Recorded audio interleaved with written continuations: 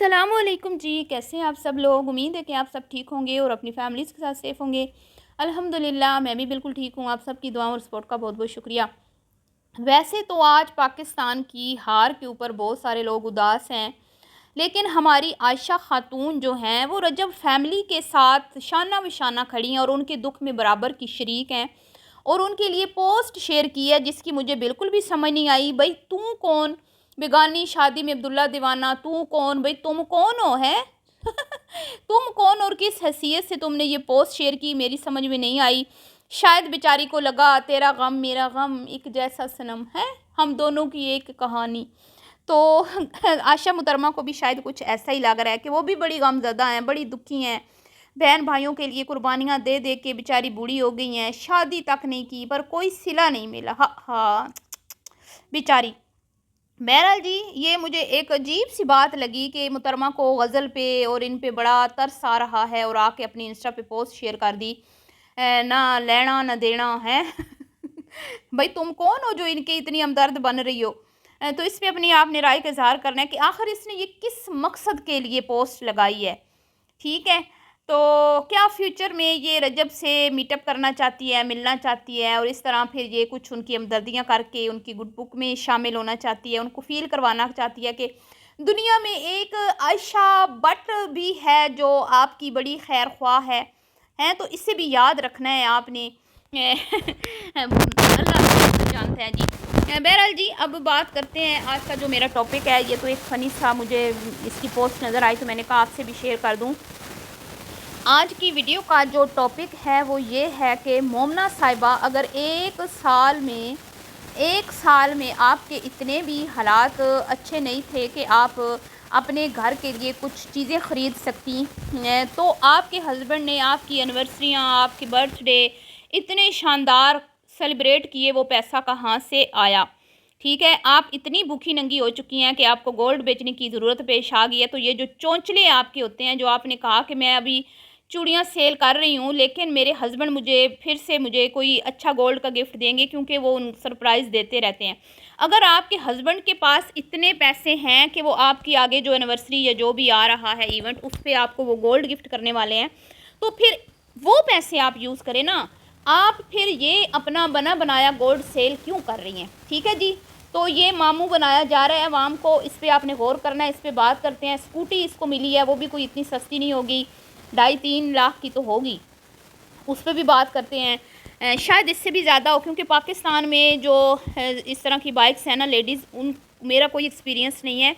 यहाँ वियतनाम में तो अच्छी खासी एक्सपेंसिव होती हैं बाइक्स, यहाँ पे ज़्यादातर यामा की जो होती हैं। ठीक है, और ये स्कूटी की शेप की ही यहाँ पे लेडीज़ हों या मतलब मर्द हजरात हों या औरतें हों, इसी तरह की ही यहाँ पे बाइक्स चलती हैं। वो जो हमारे पाकिस्तान में दूसरी बाइक्स होती हैं ना 70 यामा और 125, उस तरह की बाइक्स यहाँ पे नहीं चलती। तो ये अच्छी खासी एक्सपेंसिव होती हैं। ठीक है, 8-8, 9-9, 10-10 लाख की बाइक्स होती हैं। अब मुझे नहीं पता कि ये इसके हस्बैंड ने जो स्कूटी इसको लेके दी है उसकी कितनी मतलब कि वो कितने की है। तो इतनी अगर आपको ज़रूरत, आप इतनी ज़रूरतमंद थी, इतना अगर आपके ऊपर कड़ा वक्त आ गया, बुरा वक्त आ गया, तो भाई बंदा सबसे पहले तो घर में वो चीज़ देखता है ना कि मैं वो चीज़ सेल करूं जिसकी मुझे ज़रूरत नहीं है। मैं वो चीज़ सेल करूं कि वो अगर मैं कर भी दूं तो मुझे कोई बड़ा नुकसान नहीं होगा।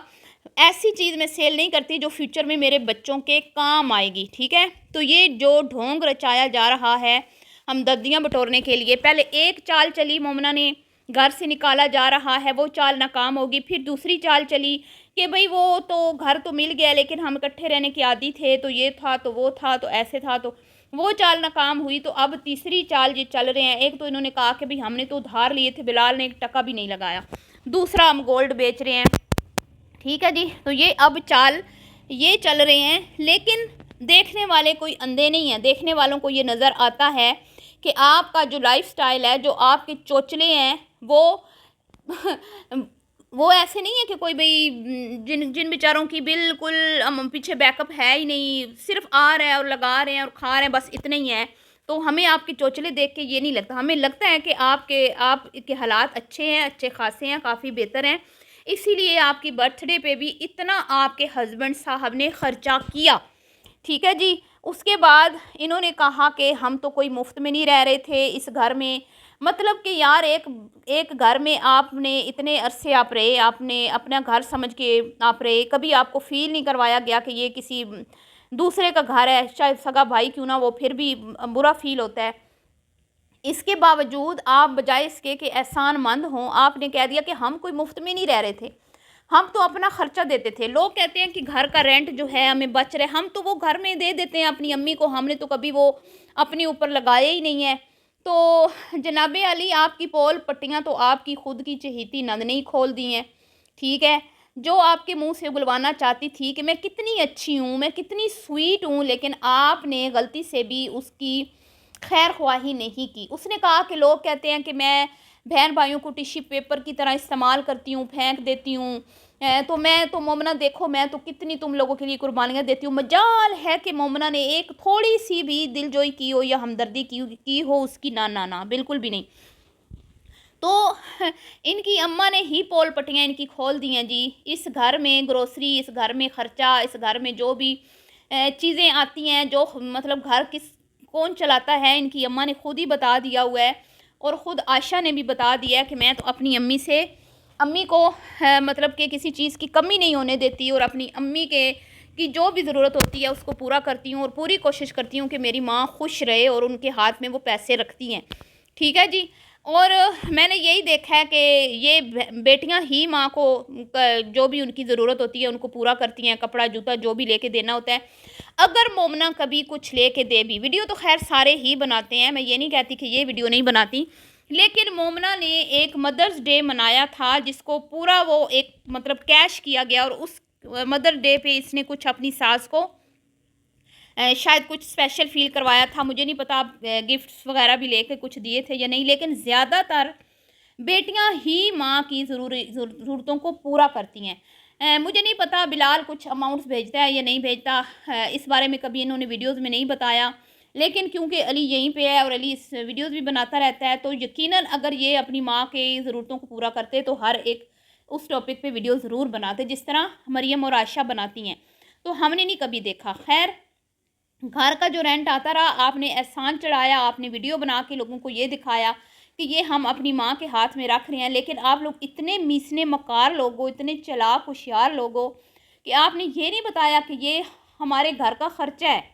हम जो रह रहे हैं ना इस घर में, हम मिल बांट के खाते हैं, पीते हैं, रहते हैं, बिजली के बिल होते हैं और 100 ज़रूरतें होती हैं, तो ये उसमें हम पार्टिसिपेट कर रहे हैं ख़र्चे में।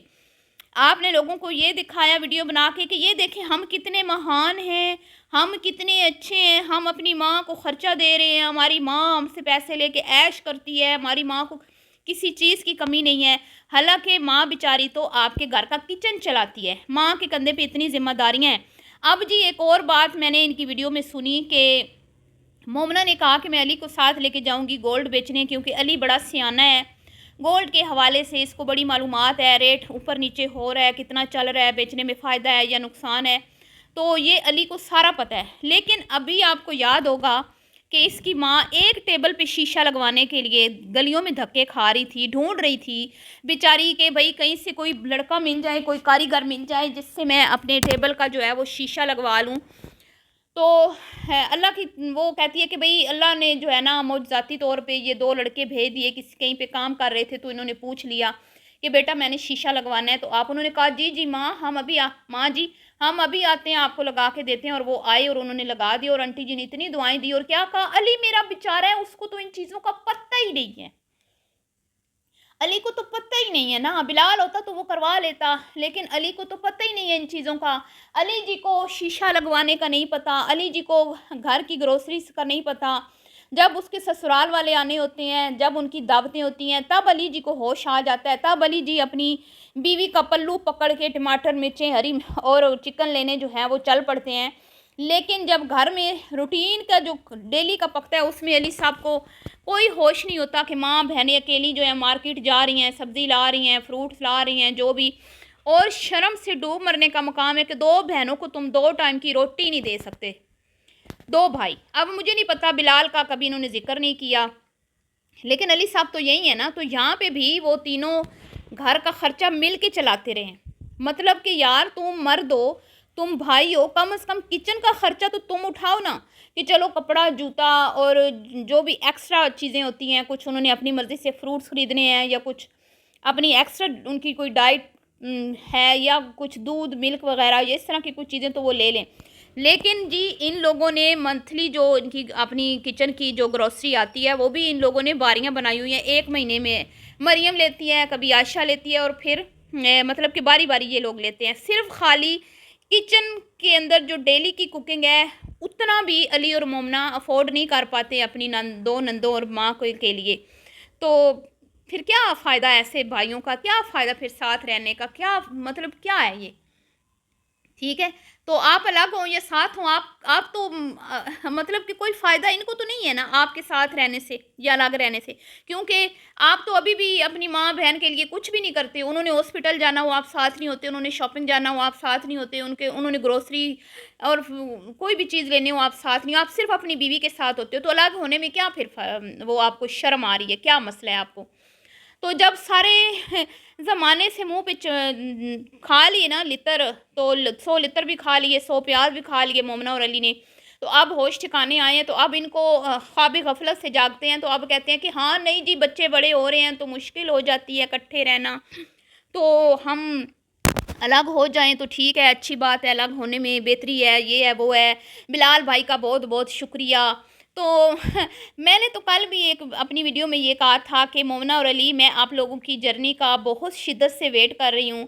आप आएँ सोशल मीडिया पे, किस तरह आप आएँ, किस तरह आपने स्ट्रगल की, कैसे आपका चैनल बना, कैसे आपको किसी ने सपोर्ट किया नहीं किया, फिर आपने किस तरह स्टेप बाय स्टेप इतने इतने अरसे में आपने अमाउंट जोड़ के अपना एक ख्वाबों का आशियाना बनाया, अपना घर बनाया। ज़रा उसके बारे में भी थोड़ी सी हम जानना चाहते हैं as a fan, as a viewers, कि आप आएँ बताएं हमें।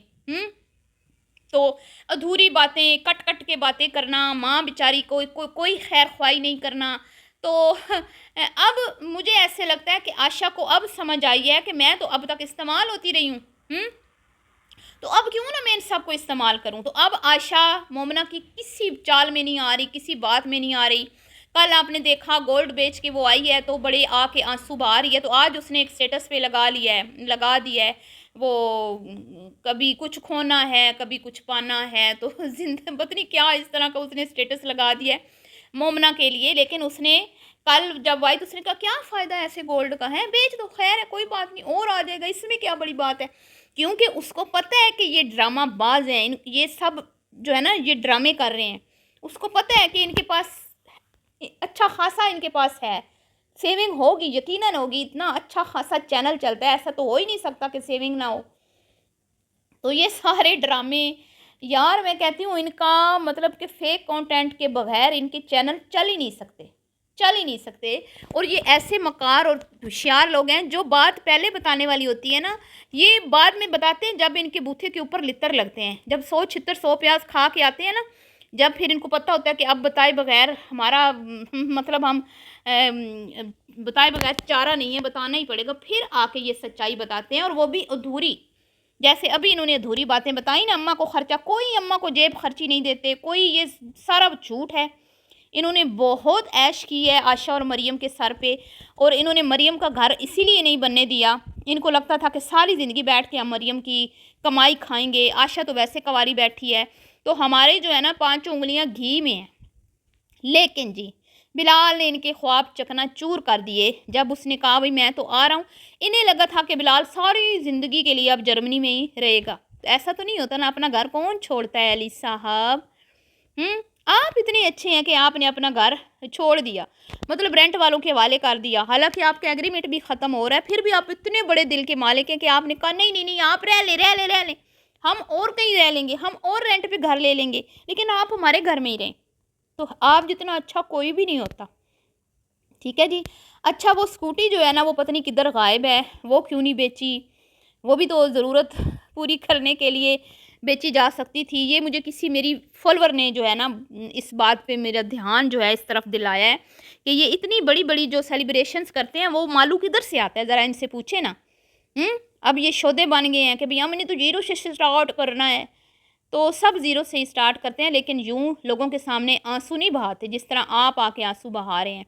आपको किसी ने हेल्प तो नहीं करनी। अगर आप ये लोगों के सामने अपने आप को शोदा फील करवाएंगे कि हमने जीरो से स्टार्ट करना है, तो मुमना जी आप अपने भाइयों से कहें ना वो आपकी हेल्प करें, हैं वो कर देना, भाई हैं, क्या हो जाएगा। अगर आपको एक रूम का वो फर्नीचर लेके दे देंगे तो वीडियो भी बना लेंगे, अच्छे खासे व्यूज़ भी आ जाएंगे, लोगों के सामने में, लोगों की नज़रों में हीरो भी साबित हो जाएंगे।